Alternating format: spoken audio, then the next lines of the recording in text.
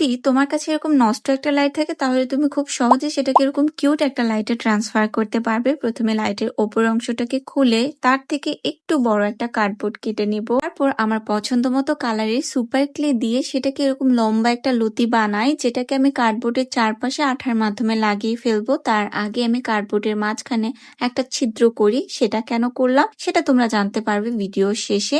ততক্ষণে আমি লাইটের ওপরের অংশে হ্যালো কিটি এসের ডিটেলসটা এঁকে ফেলবো কালারের মাধ্যমে, আর কানটা বানাবো সুপার ক্লে এর মাধ্যমে, যেটাকে আমি আঠার মাধ্যমে উপরে লাগাই। আর এই তো আমার লাইটটা একদম রেডি হয়ে গেছে, জাস্ট এটাকে টেস্ট করার পালা। কিন্তু আমার কাছে বর্তমানে কোনো ফেরি লাইট বা ক্যান্ডেল লাইট ছিল না, যার জন্য ওই যে একটা ছিদ্র করেছিলাম ওইটার মধ্যে আমার মোবাইলের ফ্ল্যাশ লাইট জ্বালিয়ে আমি লাইটটাকে টেস্ট করি। আর এটার ফাইনাল লুক অনেক সুন্দর আসছিল, আর দেখে মনেই হচ্ছিল না যে এটা আমি হাতে বানাইছি। তো যাই হোক, আজকের আইডিয়াটা তোমাদের কেমন লাগলো কমেন্টে জানাও। ভিডিও ভালো লেগে থাকলে লাইক করতে ভুলবে না। এমন আরো ইজি ক্রাফটের ভিডিও দেখতে চ্যানেল সাবস্ক্রাইব করে সাথেই থাকবে। টাটা।